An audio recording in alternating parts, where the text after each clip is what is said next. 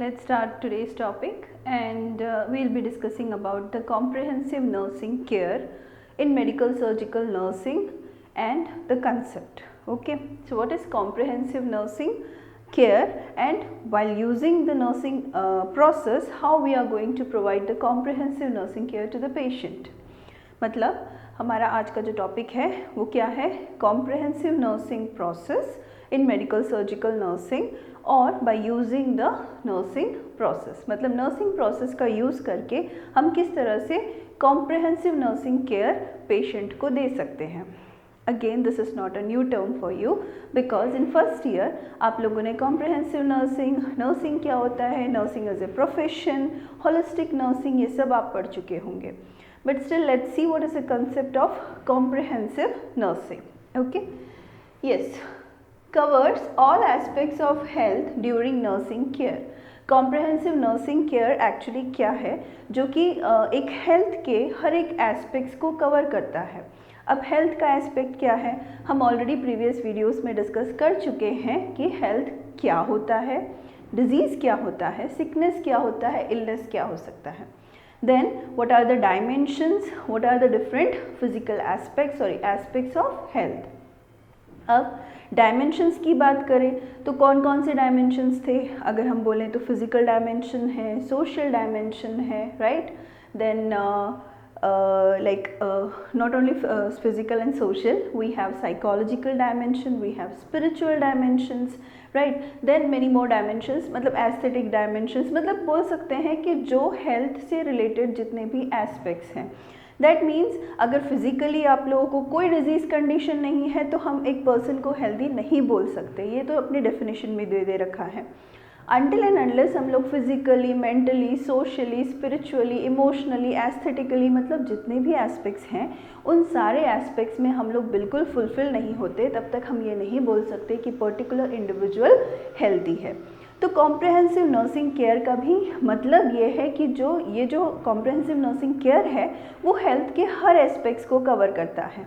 Fine, मतलब जब भी कॉम्प्रिहेंसिव नर्सिंग केयर एक पेशेंट को प्रोवाइड किया जाता है दैट मीन्स उसके हर एक एस्पेक्ट्स को ध्यान रखा जाता है.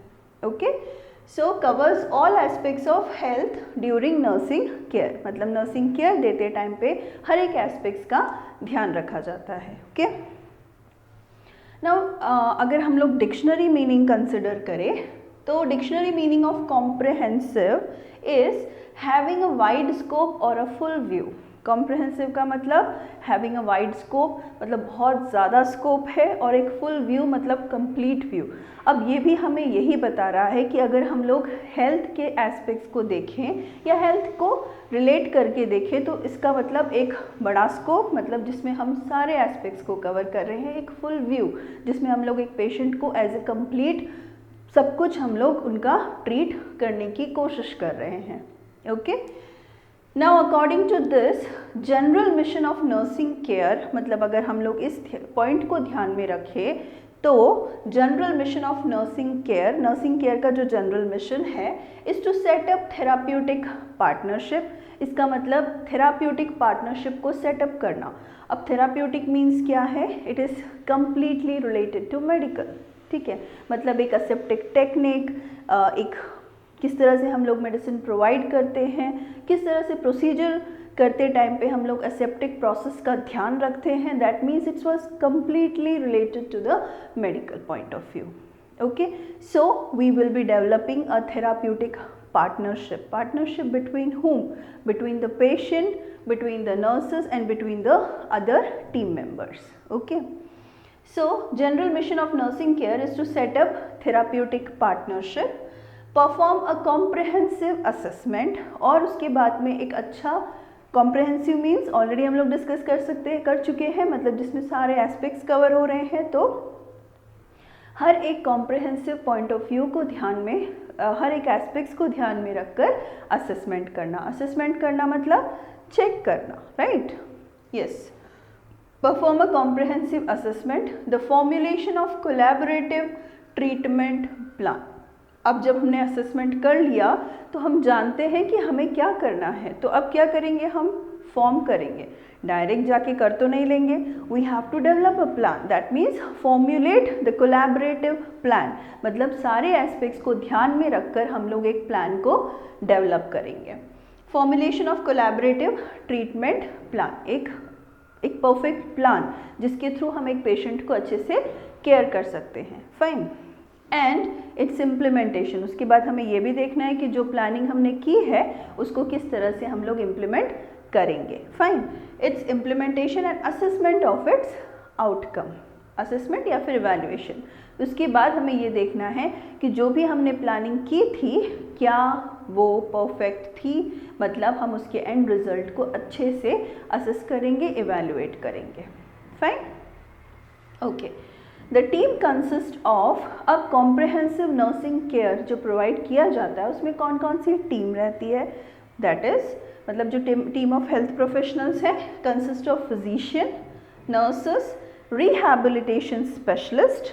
रिहैबिलिटेशन स्पेशलिस्ट मतलब जो आपकी मदद करेगा आपकी लाइफ, मतलब बैक टू लाइफ में नॉर्मली हेल्प करने में। अब रिहैबिलिटेशन स्पेशलिस्ट कोई भी हो सकता है, आपका फिजियोथेरेपिस्ट हो सकता है, आपका ऑक्यूपेशनल थेरेपिस्ट हो सकता है, डाइटिशियन हो सकता है, राइट। ये सारे कौन है आपके therapist. Fine, so that is rehabilitation specialist.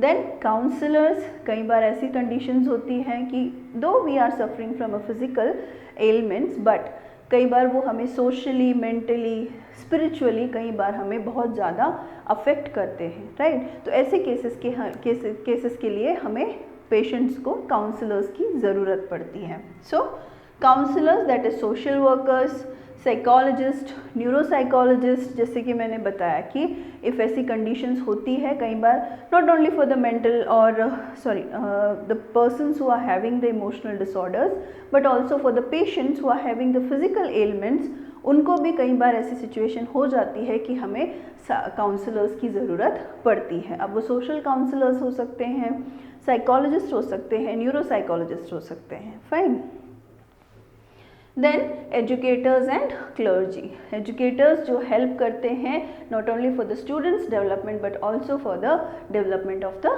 Patient, and clergy that is the person who is helping the patient spiritually.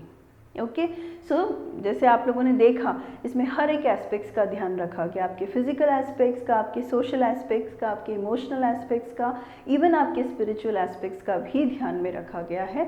So that is refer to as a comprehensive nursing care. Okay, using the nursing process will help to attend this comprehensive nursing care. Now if we want to attend this comprehensive nursing care we have to use this nursing process. Ab nursing process again it's not a new term for you but still we'll be going to discuss about it.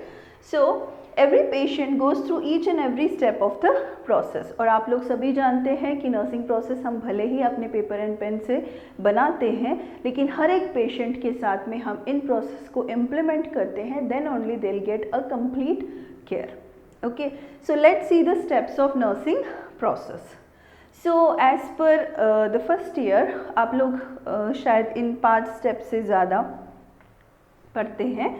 आपके जो nursing process है first year में उसमें हम लोग assessment देखते हैं, उसमें हम लोग डायग्नोसिस देखते हैं, उसमें हम लोग गोल देखते हैं, उसमें हम लोग प्लानिंग देखते हैं, then we will be seeing the interventions, then we will be seeing the implementation, rational and evaluation. Fine, वो ये सारे पॉइंट्स आप लोगों ने पढ़े होंगे।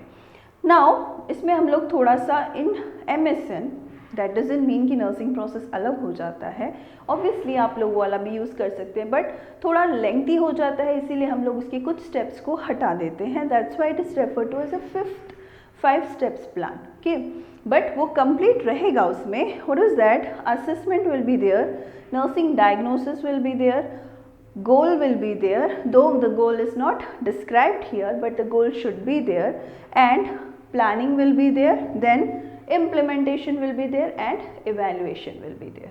फाइन, अब इसमें हम लोग एक स्टेप को इन MSN हटा सकते हैं क्योंकि ये जो बेसिक असेसमेंट स्टेप है वो फर्स्ट ईयर में बहुत ज़्यादा असेंशियल है।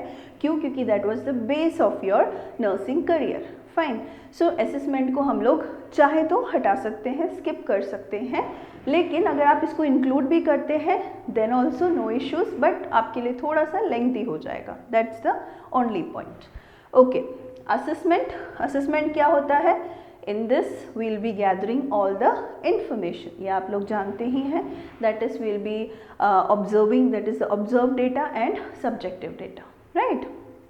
Objective data means what? जो हम ऑब्जर्व करते हैं, सब्जेक्टिव डेटा जो पेशेंट हमें बताता है। अब आप लोग सभी जानते हैं, सभी ने फर्स्ट ईयर में कलेक्ट भी किया होगा हिस्ट्री, और शायद अब सेकेंड ईयर में भी आप करेंगे। Fine, so we will be collecting the history of the patient related to illness, relating to the family background and even related to the family. Fine, तो उसमें हमें सब पूरा हिस्ट्री पता चल जाएगा, हर एक इन्फॉर्मेशन हम लोग पेशेंट से कलेक्ट कर सकते हैं। So that is an assessment. Second one is diagnosis, identifies the patient actual and potential problem. Now we will be identifying the problem.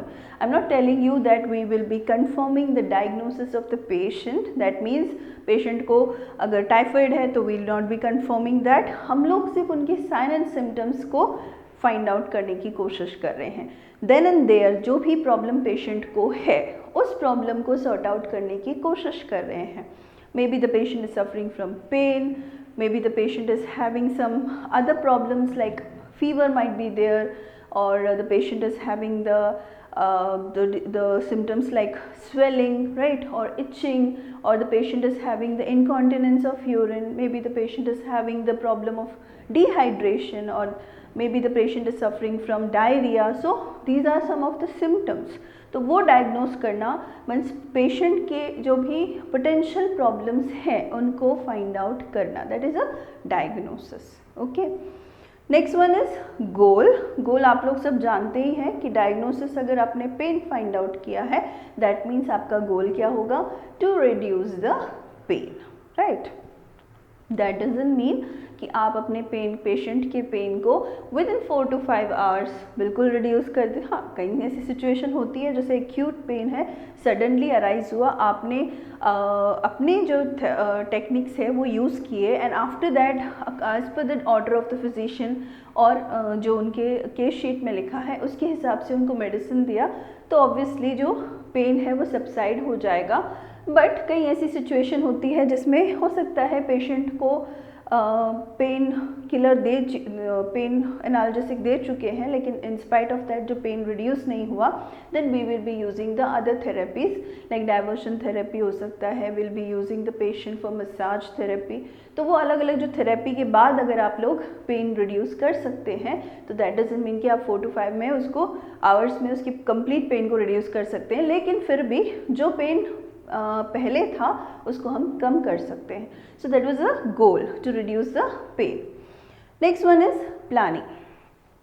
Set goals and of care and desired outcomes and identify the appropriate strategies. That means planning में हम ये decide करते हैं कि जो गोल है उसको किस तरह से अचीव किया जाए, क्या क्या हम लोग प्लान कर सकते हैं। अब एग्जाम्पल लेते हैं हम लोग पेन का ही। Patient is having a pain, तो हम क्या कर सकते हैं? हम सबसे पहले तो ये असेस करेंगे कि पेशेंट को पेन हो कहाँ रहा है, location, right, and will be finding out the duration और intensity by using the pain scale. मतलब हम ये कहाँ पे हो रहा है, कितना देर से हो रहा है और कितना तेज़ हो रहा है, ये हम लोग फाइंड आउट करने की कोशिश करेंगे। एंड अकॉर्डिंग टू दैट हम लोग ये देखेंगे कि हम क्या इम्प्लीमेंट कर सकते हैं। दैट मीन्स हमारी प्लानिंग चल रही है। तो उसके बाद हम क्या करेंगे कि पेशेंट को अगर मसाज के थ्रू आराम मिल सकता है तो वो देखेंगे। हम ये देखेंगे कि हॉट कंप्रेशन, कोल्ड कंप्रेशन, इसकी वजह से या इसकी हेल्प से क्या पेशेंट को आराम मिल सकता है। कंप्रेशन स्टॉकिंग यूज़ करके हम लोग ये देख सकते हैं कि क्या पेशेंट को आराम मिल सकता है, या फिर डाइवर्शनल थेरेपी यूज़ करके, या फिर उन लोगों का जो ऑब्वियसली डाइवर्शनल थेरेपी। और अंत में अगर ऐसा लगता है कि इन सब प्लानिंग से नहीं पॉसिबल है तो हम एक ऑप्शन रखेंगे कि फिजिशियन के ऑर्डर के हिसाब से अगर एनाल्जेसिक दे सकते हैं तो वो हम लोग देंगे पेशेंट को। Fine, so that is your planning. Now ये भी जितनी भी प्लानिंग है हम उसको किस तरह से इम्प्लीमेंट करते हैं। तो डिफरेंस ये है कि सेंटेंस आप यहाँ पे फॉर्म कर लेते हैं, उसके बाद आपको यहाँ पे ये मेंशन करना, सिर्फ उसको पास्ट टेंस कर देना, that is implementation. Fine, planning and intervention is same only. Yes. So implementation, that means whatever we have planned, whatever strategies we have find it out, identified, now we are going to apply that strategies. Okay, so that is implementation. Next one is evaluation. So evaluation means what? We are going to, and before evaluation one more steps जो आपने शायद first year में पढ़ा होगा, that is rational. Rational means what, कि हम लोग कोई भी प्लानिंग या कोई भी स्ट्रैटेजी अगर इम्प्लीमेंट कर रहे हैं तो क्यों कर रहे हैं. दैट मीन्स अगर एग्जाम्पल दें, the patient assess the pain और ड्यूरेशन और intensity of the patient's pain, right. तो पेन का अब आपने क्यों किया वो, so that we will try to understand और so that we can find out that what is the exact location, what is the exact intensity and duration of the pain. That was the first rational. Second, we have provided the massage or yes, massage therapy to the patient. Now why you have provided the massage therapy? So that we can reduce the pain of the patient. We have given a comfortable position to the patient. That means किसी particular position की वजह से क्या patient को दर्द हो रहा है. So that because of the positioning the pain intensity have reduced. Okay. Then fourth, we have given the compression stocking. So compression stocking mainly क्या करता है, blood supply increase करता है, because of that increased blood supply जो pain बहुत ज़्यादा feel हो रहा है और जो अगर may be because of any infection the pain is there, तो ब्लड सप्लाई इंक्रीज होने की वजह से जो इन्फेक्शन है वो धीरे धीरे जल्दी से हील होने लगता है, तो पेन को रिड्यूस करता है, राइट. तो हम वहाँ पे ये रैशनल दे सकते हैं. फाइन. सो इम्प्लीमेंटेशन की बात, बट इन MSN हम लोग उस स्टेप को स्किप कर सकते हैं, बिकॉज ऑब्वियसली अगर हम इंटरवेंशंस जानते हैं, प्लानिंग जानते हैं, तो that means we know that why we are doing this. Fine. So implementation and then evaluation. So evaluation, that means by using all the strategies, by using all the plans that we are going to implement, how the condition of the patient will be rectified. So that is known as evaluation. That is determine if goals or if expected and expected outcomes are achieved. अब इसमें एक चीज़ ध्यान रखिएगा, जब भी आप evaluation लिखेंगे, you will not be mentioning it as yes goal is the pain of the patient is reduced. We can write as the expected outcome is partially met. That means हमने जो expect किया था कि yes patient का जो pain condition है वो हम लोग reduce करेंगे, तो वो एटलीस्ट हम पूरी तरह से नहीं reduce कर पाए, कोई इशू नहीं, हम लोग partially उसको reduce कर चुके हैं. So that is the evaluation. Fine. And by implementing all the steps we can actually achieve the comprehensive nursing care to the patient. Okay, so I hope the topic is clear to you. For more detailed video you can just click the downward link. Okay, so I hope the topic is clear to you. Thank you.